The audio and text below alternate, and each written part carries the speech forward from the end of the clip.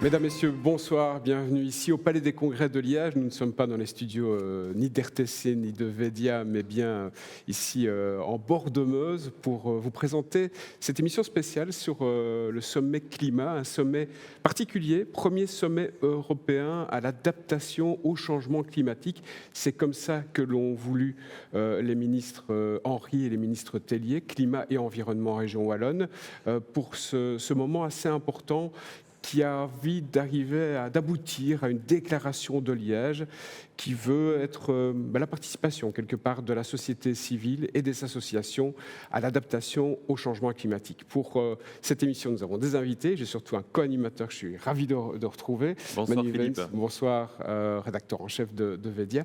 Manu, nous ne sommes pas tout seuls sur ce plateau, évidemment. Absolument. Nos invités, je vous les présente et on les salue. Sylvain Boisson, tout d'abord, bonsoir. Vous êtes docteur en sciences agronomiques, également à la faculté de Jean Blou, agrobiotech, et à l'université de Liège. Merci d'être là. À vos côtés, Antoine Craé.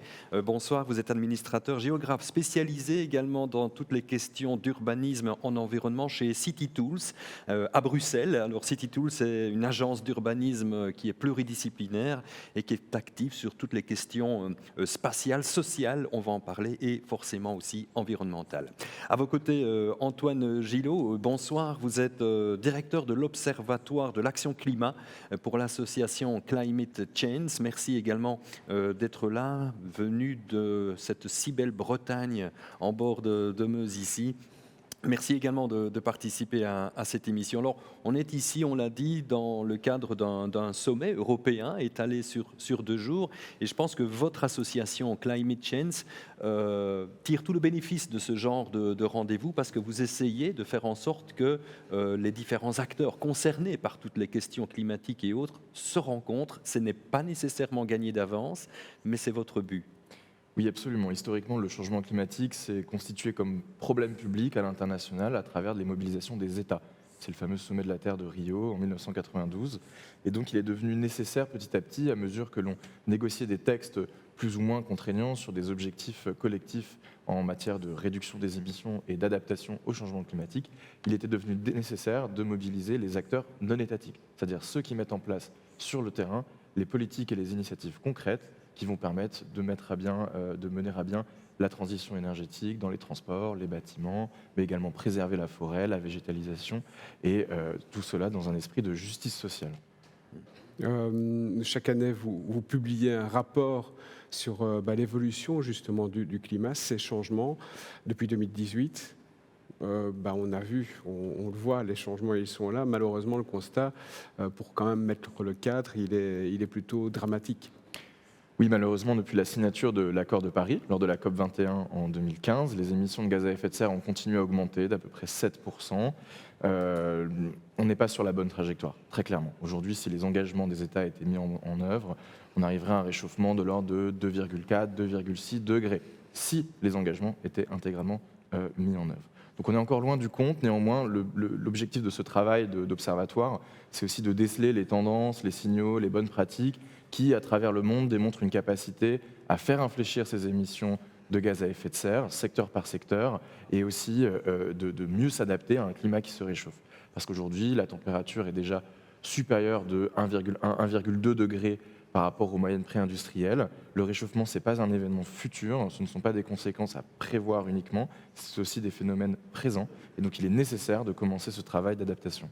Est-ce que cette prise de conscience, et on peut échanger évidemment entre nous, vous la sentez présente? On parle de transition, il n'est plus question de faire... Le constat, il est là. Plus question de le remettre en cause, on l'a bien compris. Est-ce que vous avez cette impression qu'à la fois nos acteurs politiques, à la fois la société civile, se sent prêt à agir autrement? Peut-être Antoine Craé ou Sylvain Boisson.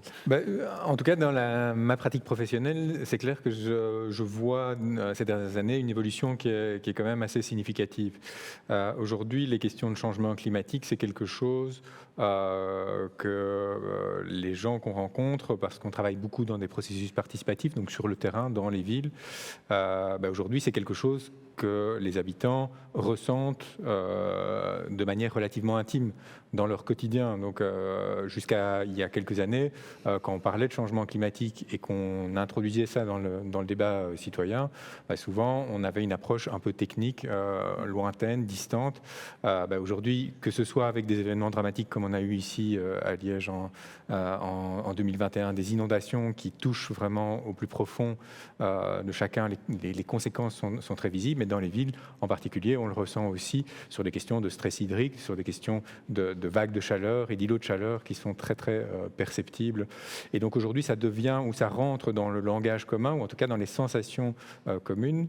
Maintenant, il y a encore une distance entre cette prise de conscience qui devient réelle et puis le changement de comportement au quotidien et les transformations qui sont nécessaires pour parvenir à lutter d'une part contre le changement climatique globalement, mais aussi pour adapter nos territoires.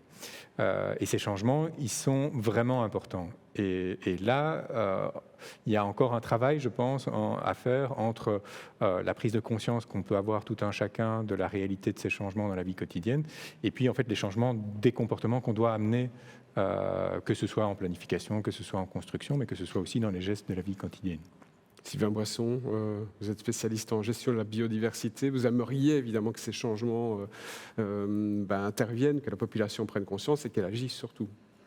Ouais, alors oui, évidemment, on a quand même constaté finalement que les demandes ont commencé à venir du secteur privé plutôt que le secteur public, donc il y a déjà quand même pratiquement une dizaine d'années. Et en fait, on a senti cet engouement vraiment venir du secteur privé parce que je pense que ils ont constaté qu'ils n'étaient pas épargnés par les problèmes des villes qu'on vient de dire. On a cru pendant des années qu'on était épargnés par ces problèmes. Et en plus, parce qu'on se rend de plus en plus compte que la nature et la biodiversité sont maintenant des éléments cruciaux pour changer la tendance climatique. On ne doit pas seulement végétaliser pour végétaliser, on doit le végétaliser de manière intelligente.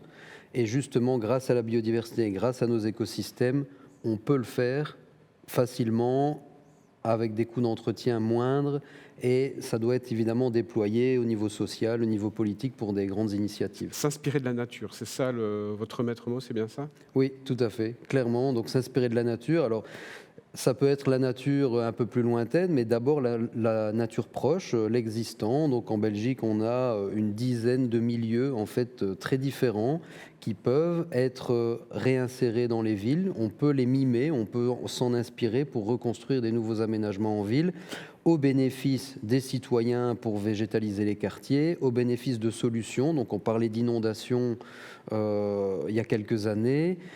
Ces solutions fondées nature peuvent aussi être utilisées pour contrer les conséquences du changement climatique, inondations, sécheresse intense et pollution, par exemple, des sols.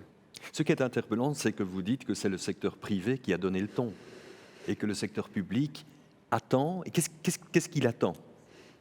Alors, c'est une bonne question. Je pense que dans toute société, on a des mouvements qui démarrent parfois de groupes qui sont un peu plus localisés. Je ne vais pas dire marginaux, mais en tout cas des groupes plus localisés qui doivent faire remonter des initiatives ou des envies finalement au pouvoir politique. Et après, c'est au pouvoir politique de prendre les choses et les mettre en place. Effectivement, alors ça vient du secteur privé. C'est beaucoup le secteur en fait de l'immobilier et de l'industrie qui ont commencé à nous contacter. Alors évidemment, il y a des problèmes qui existent depuis des années, les espèces rares, les espèces très spécialisées qui là, on doit les protéger, donc des espèces protégées à mettre de côté dans une industrie ou dans des projets immobiliers.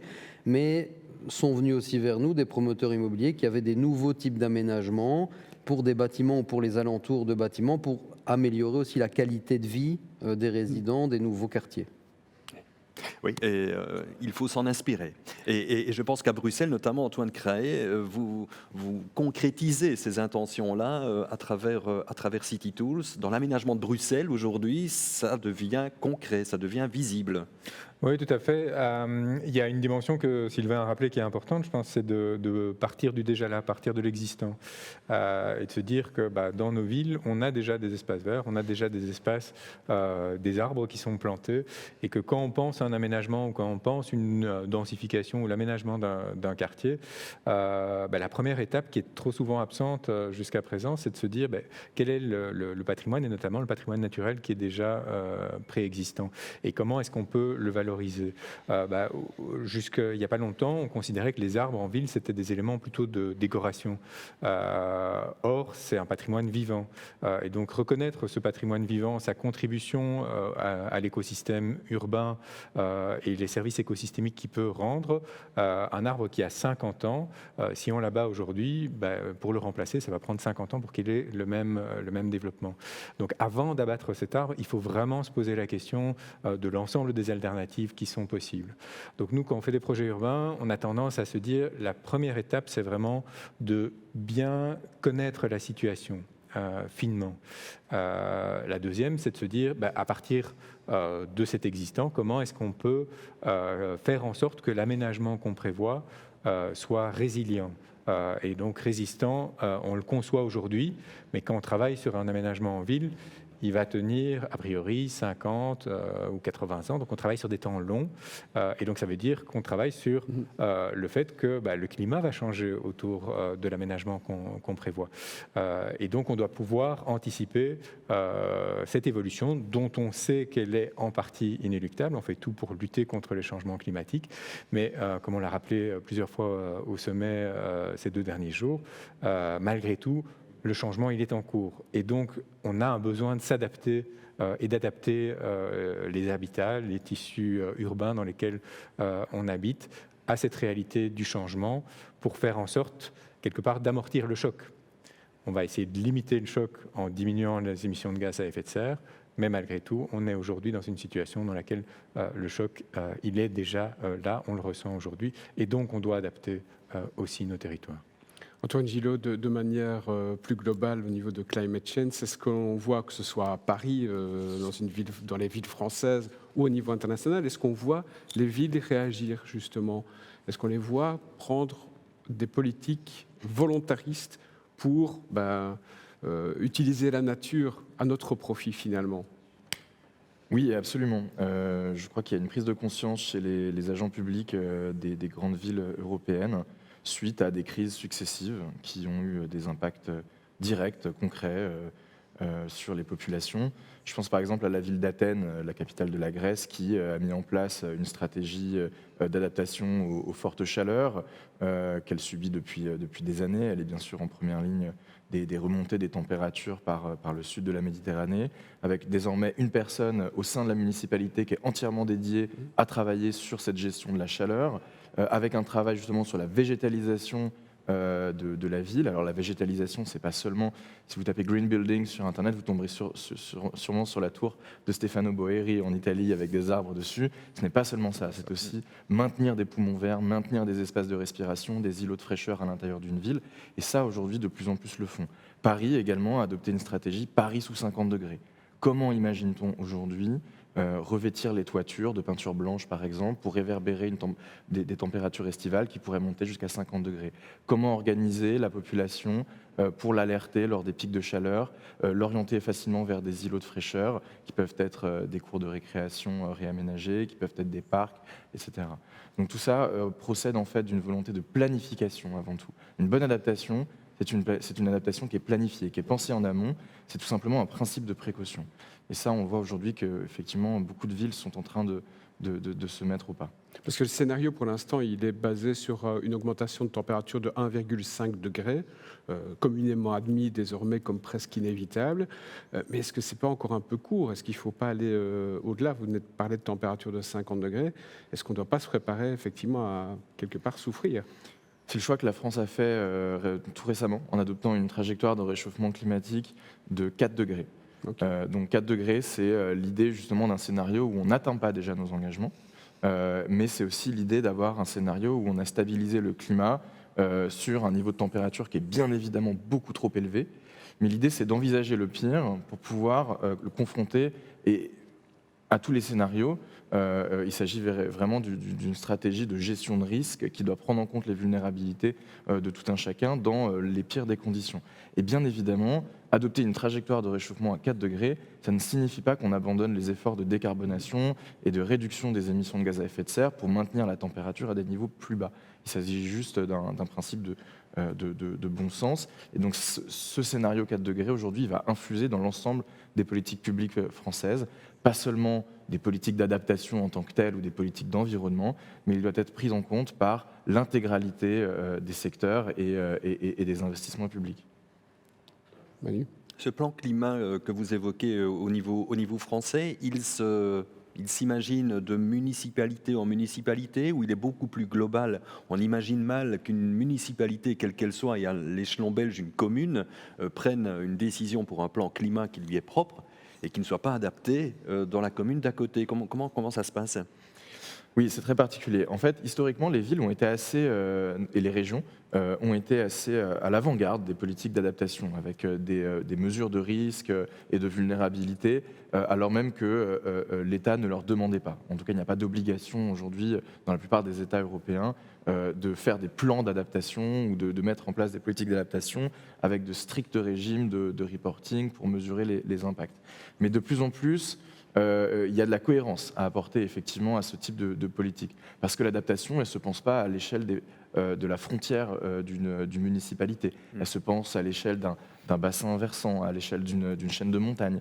Donc c'est ce qui se passe, par exemple, vous avez aujourd'hui des comités d'adaptation transalpins. Donc pour pouvoir gérer les problématiques qui vont être communes aux Alpes suisses, italiennes et françaises. Et donc on voit aujourd'hui qu'il y a, avec la loi climat européenne, une obligation pour les États de se doter de plans et de stratégies d'adaptation qui vont ensuite, selon les cas, infuser au niveau des régions et des villes, avec, pour l'heure, très peu d'obligations sur ce type de mesures. Et ça, vous le regrettez. Ce n'est pas obligatoire. Vu l'urgence, ne faudrait-il pas qu'elle le soit? Qu'est-ce qu'on attend en fait? Qu'est-ce qu'on attend pour que ce soit obligatoire? On peut échanger évidemment au niveau belge. Et faut-il d'abord s'inspirer de l'exemple français? Parce qu'on voit que là, il y a une réflexion beaucoup plus globale que d'une ville à une autre ou d'une commune à une autre. Qu'en pensez? Mais en Belgique, on n'est effectivement pas dans le même mode de fonctionnement que nos voisins français. On a une culture de gouvernance qui est un peu différente, qui est beaucoup plus diverse et éclatée, disons, ne fût-ce que par la structure de l'État fédéral. Et donc forcément, notamment ces questions énergétiques et climatiques sont déclinées au niveau des régions, donc déclinées aussi culturellement différemment entre les différentes parties du pays.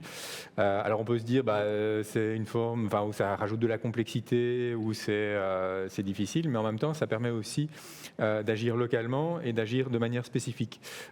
Et aussi d'amener pas mal de solutions. Et on a un mode de gouvernance qui est aussi très ouvert sur la société civile. Et donc ça, c'est aussi une qualité en termes d'innovation des pouvoirs publics, de cette capacité d'aller à l'interaction et aller chercher quelque part les bonnes idées aussi dans la société civile. Si je reprends l'exemple de Bruxelles, qui agit en termes de loi sur l'énergie et sur la gestion du climat à l'échelle des 19 communes de Bruxelles. Donc c'est effectivement un très très petit territoire. Ça peut paraître assez paradoxal. Ça permet quand même d'avoir un cadre réglementaire qui est en fait très adapté au contexte urbain et donc très spécifique. Et donc c'est la première région en Europe à avoir imposé le standard passif pour les constructions, par exemple. Donc ça veut dire que ça permet d'aller très très loin sur un domaine spécifique parce qu'il est très approprié dans un contexte. Le standard urbain. passif, juste pour le définir. Oui, le standard passif, c'est vraiment le standard de la construction et donc de la consommation énergétique des bâtiments. Donc c'est vraiment aller le plus loin possible dans l'économie d'énergie des bâtiments. C'est également le cas, par exemple, dans la réglementation urbanistique. Nous, on a eu l'occasion de travailler maintenant sur la réforme du règlement régional d'urbanisme, qu'on appelle Good Living à Bruxelles. Ça n'a pas été simple, il a fallu... c'est un parcours du combattant. Tout à fait.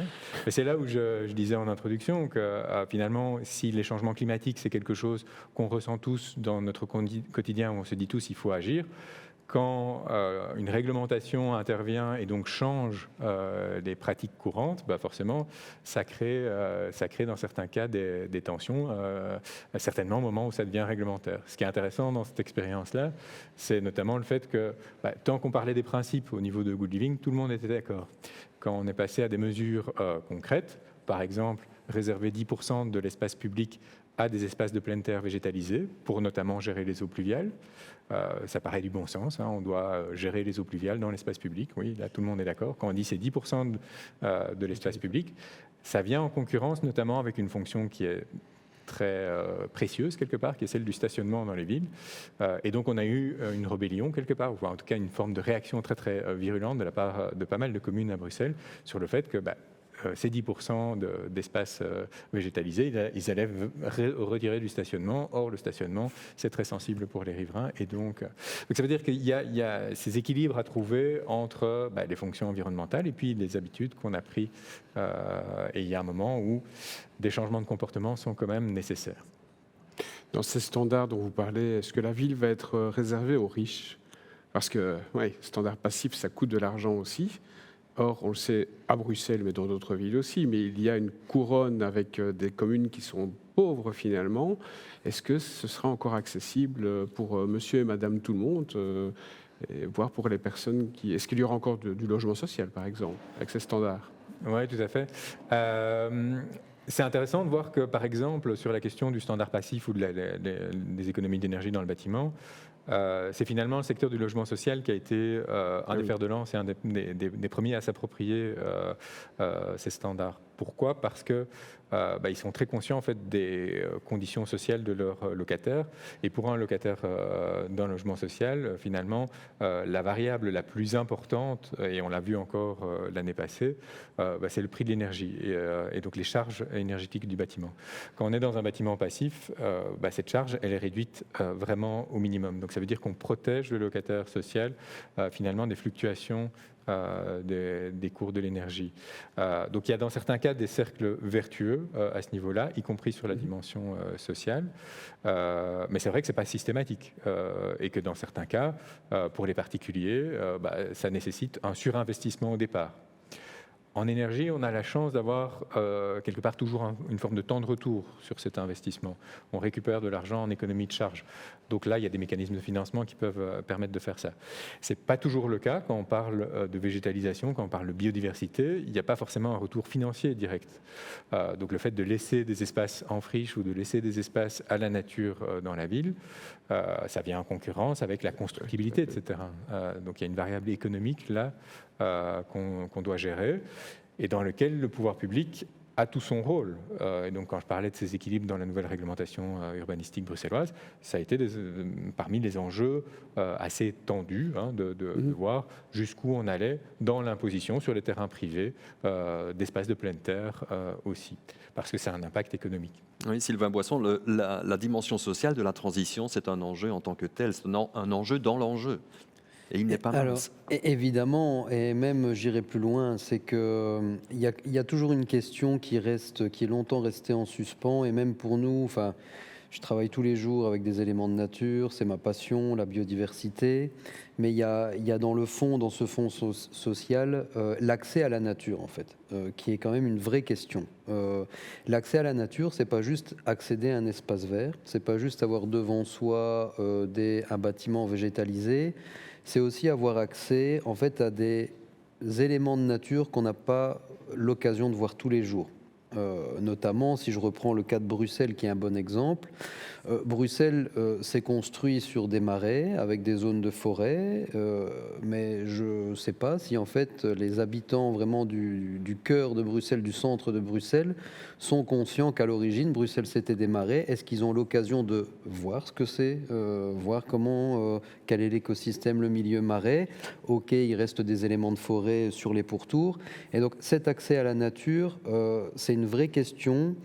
Et ce n'est pas juste une question pour certains quartiers, c'est aussi une question pédagogique. C'est que si on sensibilise directement des écoles, des jeunes enfants à aller voir différents éléments de nature, des friches, des forêts, des éléments de marais et d'autres milieux qu'on peut avoir en Belgique, on va aussi les sensibiliser à faire quelque chose. Parce qu'en fait, ce qu'on ne connaît pas, on ne peut pas agir sur quelque chose qu'on ne connaît pas.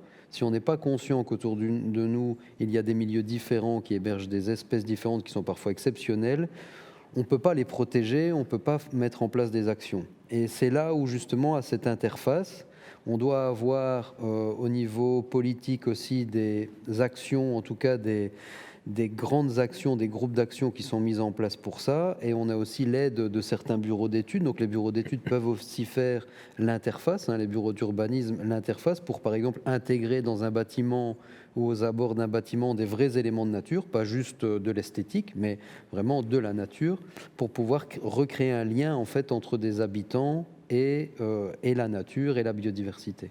On a réussi ce pari déjà du côté français et en Bretagne en particulier. En Bretagne en particulier, la question est extrêmement importante puisque nous sommes à la fois une région de production agricole tournée vers l'export avec de la production relativement intensive, et on voit bien que la revégétalisation, la restauration de la biodiversité autour des champs est aujourd'hui non seulement, c'est pas un caprice d'écolo en fait, c'est quelque chose qui est nécessaire pour faire respirer les sols, pour pouvoir restaurer en fait la capacité régénérative de la nature au bénéfice de l'activité agricole. Donc quand on met en place ce type de politique et ce type de mesures, c'est pas seulement en fait une contrainte normative, et je le dis avec beaucoup de pensée pour les mouvements européens agricoles qui ont secoué les dernières semaines. Il s'agit aussi de mettre en place quelque chose de bénéfique pour des populations qui comptent parmi les plus vulnérables aujourd'hui aux effets du réchauffement climatique.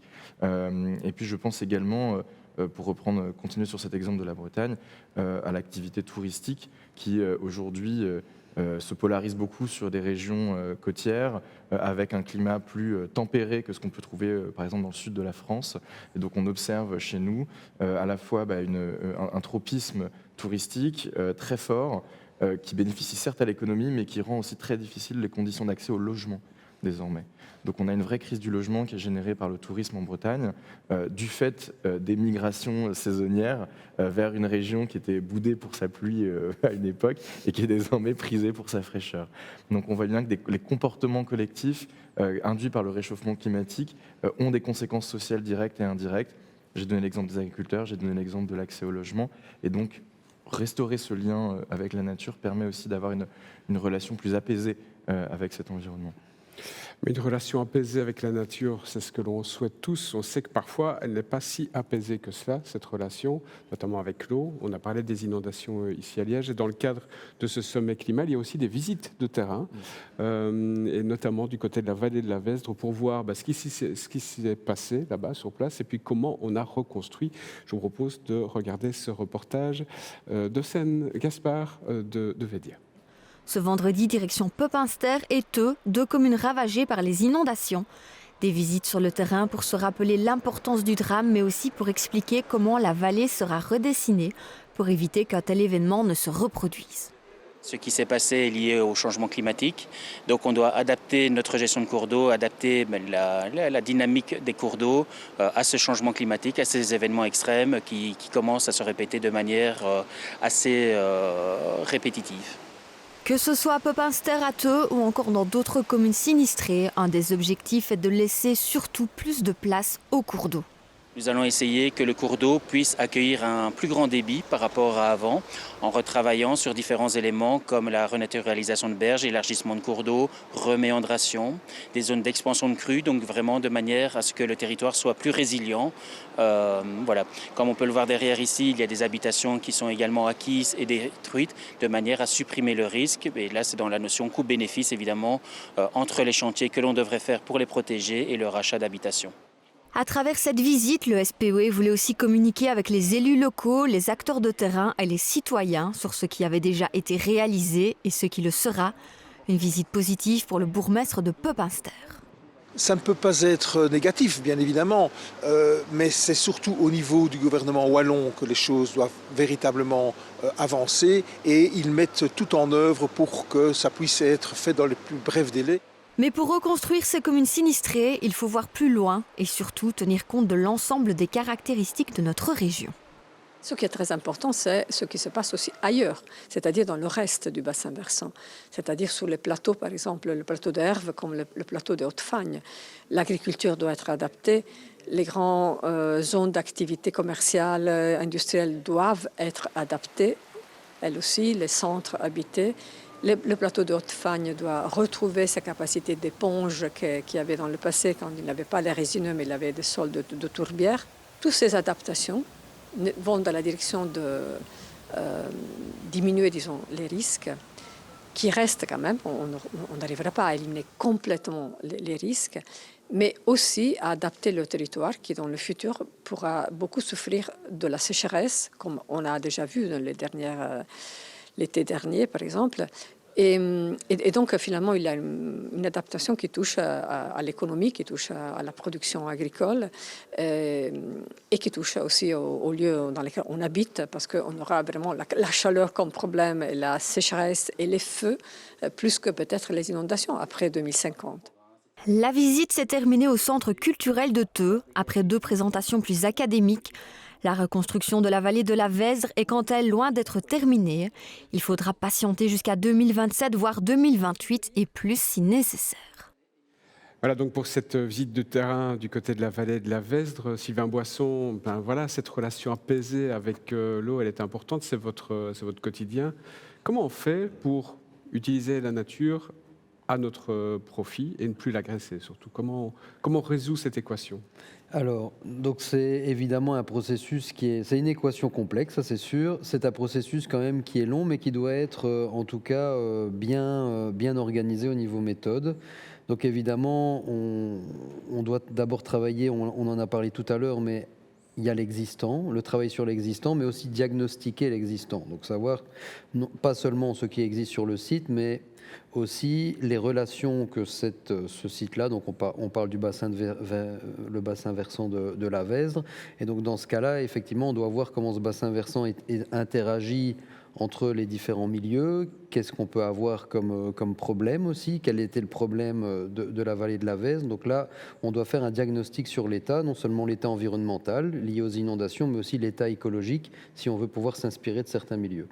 Alors on sait que dans cette zone-là, si on prend cet exemple, on a pas mal de tourbières et c'est une belle opportunité puisque les tourbières, c'est vraiment un milieu éponge. Les tourbières peuvent accumuler énormément d'eau et donc par exemple, utiliser la nature pour limiter les inondations, c'est peut-être restaurer certaines tourbières le long de la vallée de la Vesdre et permettre en fait un débordement ou en tout cas une interaction entre ces tourbières et les cours d'eau. Alors ensuite, évidemment, donc c'est bien de faire des plans, des grands plans sur les actions, mais on doit aussi mettre ça en place. Et donc là, c'est vrai qu'au niveau de la mise en œuvre, c'est plus compliqué. Puis restaurer des milieux, on parle de cet apaisement à la nature, mais restaurer des milieux, c'est aussi demander, par exemple, de ne plus accéder à certaines zones, puisque ces milieux vont avoir d'autres fonctions. Donc, en fonction, confisquer des terres. C'est un peu confisquer des terres, évidemment. Alors, on peut avoir dans certains cas des actions qui sont combinées. Donc, on combine des fonctions, on recrée des parcours et en même temps, on restaure certains milieux. Mais dans certains cas vraiment d'urgence ou de fonction presque unique, on doit condamner, entre guillemets, des zones, des accès à certaines zones pour pouvoir leur donner une nouvelle fonction. Mais c'est ça aussi l'usage de la nature, en tout cas la mise en place de solutions fondées nature, c'est de pouvoir diversifier les solutions. Donc il n'y a pas une seule solution. On parlait des tourbières, mais il y a d'autres types de milieux dans la vallée de la Vesdre. On peut avoir des méga-forbiers qui sont aussi des milieux qui accumulent énormément d'eau. On peut recréer des réseaux de mares ou d'autres éléments. Restaurer des bras de cours d'eau qui ont été complètement condamnés aussi pour recréer des nouveaux méandres.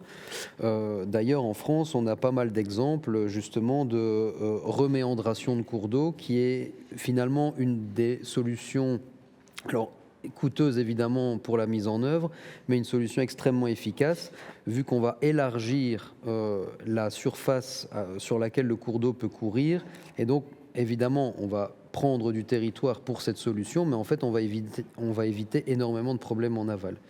Et donc tout ça doit se faire en cohérence avec un schéma directeur principal, mais aussi avec des acteurs. Donc on a les acteurs politiques locaux, les acteurs publics locaux, les agents qui mettent en œuvre, mais aussi les citoyens. On doit leur expliquer, évidemment, le rôle de ces actions, pourquoi elles sont mises en place, pour éviter aussi les confrontations et les problèmes qu'on peut avoir et garder cette situation win-win en expliquant qu'un accès à la nature pour résoudre un problème, ça peut être aussi combiné à, par exemple, la mise en œuvre en aval de structures sportives qui auraient été impossibles si on n'avait pas mis en place ces solutions. Et donc, derrière cette catastrophe, parce qu'elle a été celle-là dans notre région il y a 2 ans, aujourd'hui, c'est une opportunité pour repenser son territoire. Il faut le voir comme cela, Antoine Craye. Opportunité, ce n'est pas toujours évident à entendre pour les personnes qui ont été touchées, évidemment. Mais on est 2 ans et demi plus tard et l'heure est à la reconstruction qui doit être pensée en fonction de tout ce que l'on dit aujourd'hui. Oui, tout à fait. Alors c'est effectivement particulièrement douloureux quand on est dans des situations qui étaient aussi tragiques que ce qu'on a pu vivre ici. Mais ça témoigne quand même d'une réalité qui est une réalité naturelle ou une réalité géographique. Moi, je suis géographe de formation. Ça fait partie des choses qu'on apprend en géographie. C'est finalement qu'une rivière, c'est un élément qui a son lit normal et puis il a son lit de crue aussi. Et ça, c'est quelque chose qui, en aménagement du territoire, a été pendant trop longtemps oublié, que la rivière, elle a besoin de pouvoir prendre sa place, qu'elle a un rôle et qu'elle ne coule pas toujours de la même manière. Et donc retrouver ce lien avec la réalité en fait du fonctionnement naturel du bassin hydrographique, c'est fondamental dans les politiques d'aménagement du territoire. On lui a confisqué à un moment donné. Oui, on a eu tendance ces dernières années, enfin déjà depuis le 19e siècle en fait, à canaliser de plus en plus les rivières, les restreindre. À Bruxelles, typiquement, on a enfui la Seine, elle a disparu même du paysage. Donc, c'est cette question du contact avec la nature, de savoir où on est dans le territoire. Est-ce qu'on est en fond de vallée ou est-ce qu'on est en plateau? Dans certains cas, on ne s'en rend plus compte dans le tissu urbain. Et donc, ces dernières années, on voit qu'il y a toute une série de politiques qui, justement, visent à essayer de retrouver ce lien au territoire, à la nature, pour que notamment la gestion des risques soit mieux connue, mieux comprise. C'est le cas par exemple de la réouverture de la Seine à Bruxelles, qui est en cours à plusieurs endroits. Nous, on a eu un travail qui est en cours en ce moment, très spécifique sur le bassin de la vallée du Molenbeek. Qui est une petite rivière, qui est un affluent de la Seine et qui a été canalisée complètement. Et là, notre maîtrise d'ouvrage, c'est l'opérateur qui est chargé de la gestion des inondations. Dans la vallée, il y a pas mal de problèmes d'inondation. Donc la réponse classique des pouvoirs publics par rapport à ça, et notamment de notre maître d'ouvrage, c'est de dire, OK, il y a des inondations, on a besoin d'un bassin d'orage. Et donc, quelle est la taille du bassin d'orage dont on a besoin ? Et donc, on nous demande de dimensionner ce bassin d'orage. Et finalement, on a proposé de faire une étude à l'échelle du bassin hydrographique complet du Molenbeek, donc de la rivière, pour arriver à comprendre comment fonctionnait ce bassin hydrographique et quels étaient l'ensemble des mesures qui pouvaient être prises avant de passer au dimensionnement du bassin d'orage en tant que tel. Pourquoi ? Parce qu'on sait que si on dimensionne un bassin d'orage aujourd'hui en fonction des pluies telles qu'on les connaît, à l'avenir, on va avoir des épisodes de pluie de plus en plus importants. Et donc, quelque part, le bassin d'orage, il va devoir devenir de plus en plus grand. Mais un bassin d'orage, c'est une infrastructure en béton, c'est énormément de moyens, c'est très coûteux, très complexe. Et donc, ce qu'on a proposé, c'est de se dire, en travaillant à l'échelle de l'ensemble du bassin de la vallée du Molenbeek, on va pouvoir, avec des mesures de ce qu'on appelle la JEP. Alors, la JEP, c'est un terme, un acronyme un peu compliqué, mais qui veut dire Gestion intégrée des eaux pluviales. Et c'est un principe très simple, c'est de se dire, on va réfléchir à l'endroit où tombe la goutte d'eau, et là où elle tombe, on va essayer de trouver la manière de la gérer pour la réinfiltrer le plus possible dans son milieu naturel. Et chaque goutte d'eau qui est gérée là où elle tombe est une goutte d'eau qu'on ne va pas devoir gérer dans un bassin d'orage en aval. Et donc, en fait, une démultiplication de mesures sur les parties amont des vallées a un effet, quelque part, sur le dimensionnement des infrastructures qu'on doit prévoir en aval. Donc on peut faire des économies, très concrètement, sur le dimensionnement et sur le béton qu'on va couler en aval, en investissant plutôt dans l'espace public, mais aussi dans le soutien à des initiatives citoyennes qui permettent de déconnecter, en fait, du réseau d'égouttage toute une série de sites. Et on est en train de faire l'inventaire à l'échelle de l'ensemble de la vallée à ce niveau-là. Donc ça, c'est des réponses très pratiques sur la manière de changer, en fait, la façon d'aborder une problématique, sortir de cette logique purement technique et aller vers des solutions qui sont plutôt basées sur la nature. C'est une bonne pratique. Est-ce que ce n'est pas le rôle de Climate Change, justement, la chance pour le climat en bon français, de faire un état des lieux de ces bonnes pratiques et de les disperser, de les faire connaître par l'intermédiaire de ce sommet et d'autres événements? C'est bien ça, c'est d'arriver à se dire on va mettre en œuvre, et je pense que dans la déclaration de Liège, c'est intégré, d'arriver à avoir une sorte de répertoire de ces bonnes pratiques. Oui, et c'est passionnant, merci pour toutes ces explications. Et on voit à la fois à quel point on a des pratiques qui peuvent être répliquées ailleurs dans le monde, mais tout en conservant bien évidemment les spécificités des territoires. C'est toute la difficulté de l'adaptation, contrairement à l'atténuation, où on peut tout traduire dans un langage universel, qui est la tonne CO2. L'adaptation, elle requiert d'avoir un regard très local sur les dimensions géographiques, les vulnérabilités sociales, économiques des populations. Cela n'empêche que nous pouvons, en diffusant justement les initiatives qui fonctionnent et qui démontrent des bons résultats à travers le monde, inspirer les décideurs publics. Donc c'est la vocation de Climate Change. Le sommet sert à ça. On a un espace de pitch corner où des porteurs d'initiatives viennent tout au long de la journée présenter leurs projets, essayer de les mettre en contact aussi potentiellement avec des investisseurs, avec des décideurs publics qui pourraient trouver ici et là des bonnes idées à développer. On a également sur notre site internet une cartographie où on essaie de recenser intégralement, c'est un travail continu, les initiatives qui sont prises sur les 5 continents pour justement adresser chacune de ces problématiques. Et puis ce rapport qu'on publie chaque année qui vise à raconter l'histoire de l'action derrière les chiffres d'émissions de gaz à effet de serre qui peuvent paraître toujours un petit peu lointains. Et donc la déclaration de Liège, elle va permettre, sur la base de toutes ces réflexions, de tous ces projets qui ont été présentés durant 2 jours, d'adresser aux décideurs européens et nationaux les priorités des actions des acteurs non étatiques pour justement conduire les politiques d'adaptation dans le respect de la justice sociale, de la biodiversité, de la régénération de la nature.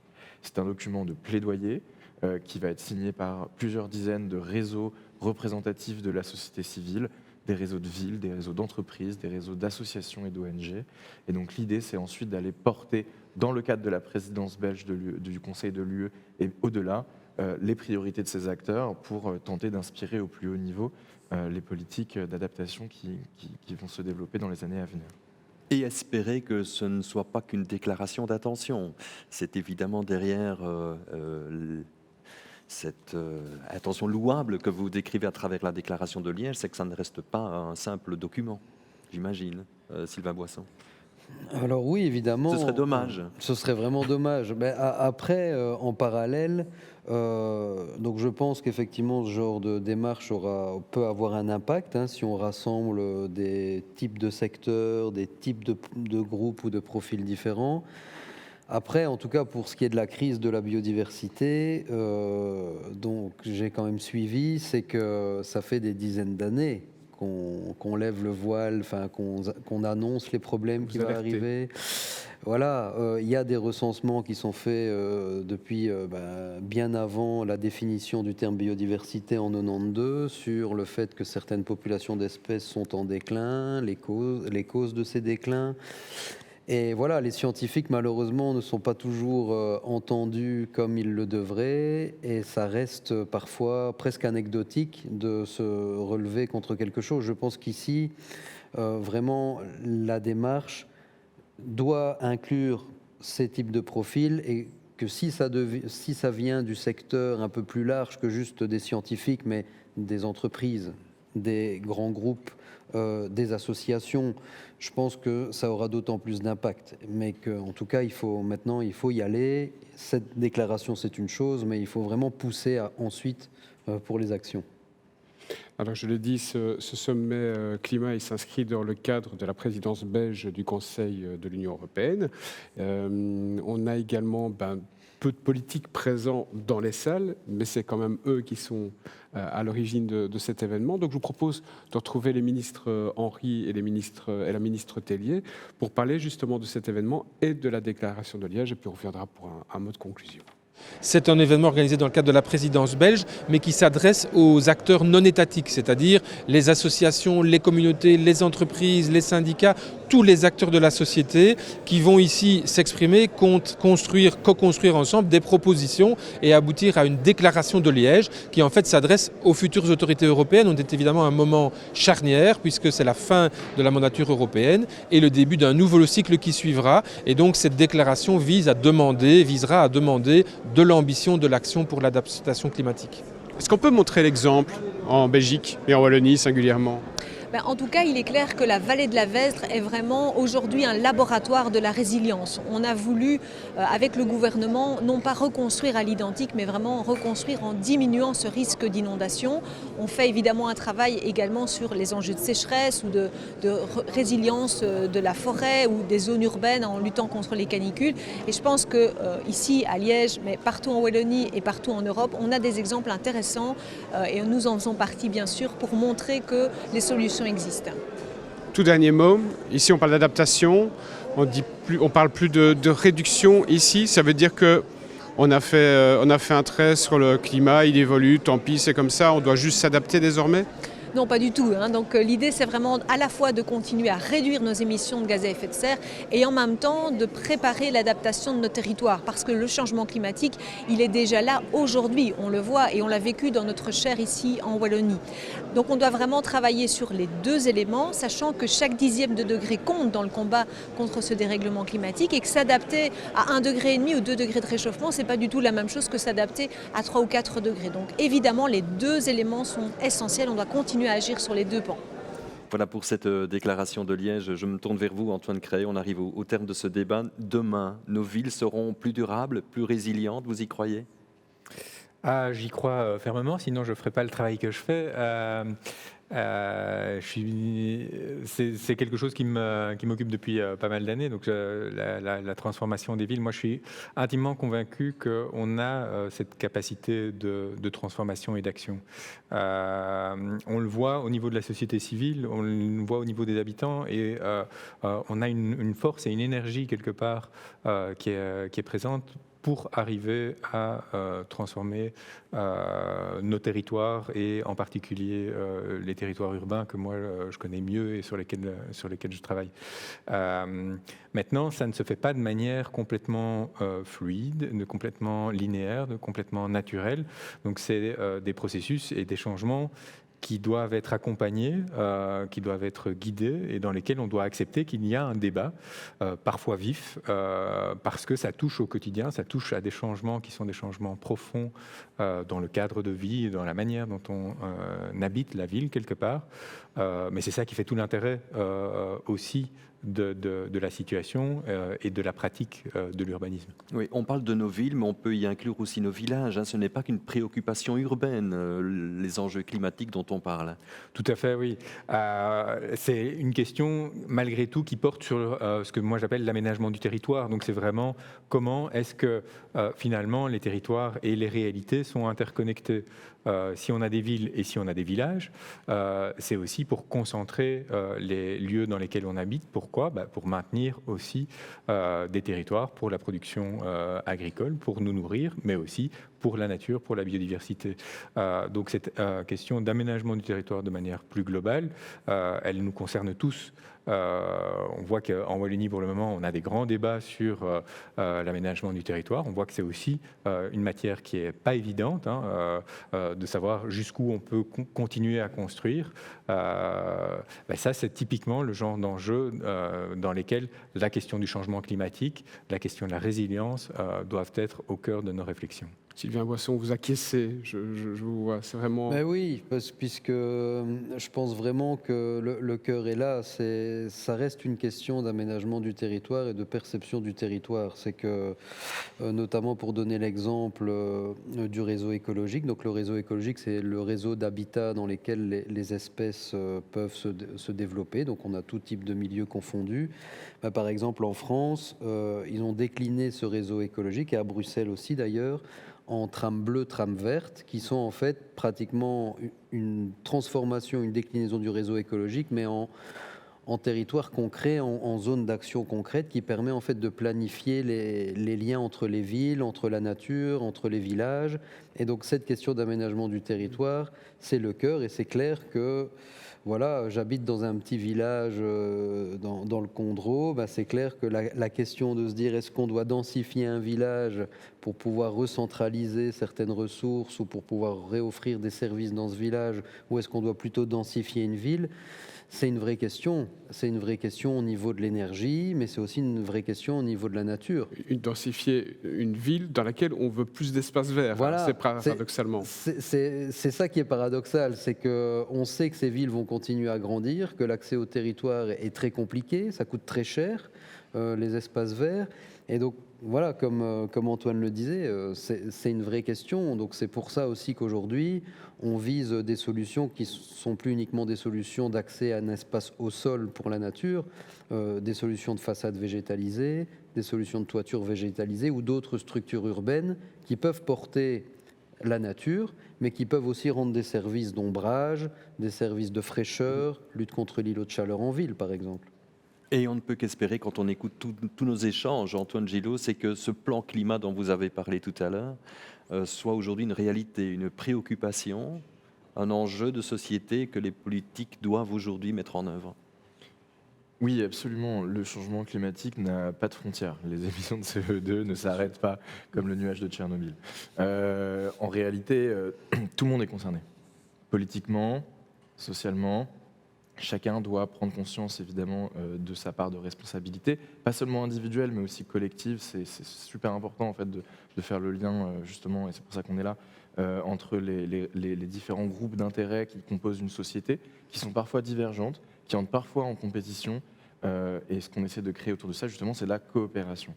Donc, bien évidemment, le changement climatique ne doit pas être abordé sous son prisme politique. Chacun peut s'en saisir. Il doit être une continuité des politiques publiques. Il doit être pensé en transversalité.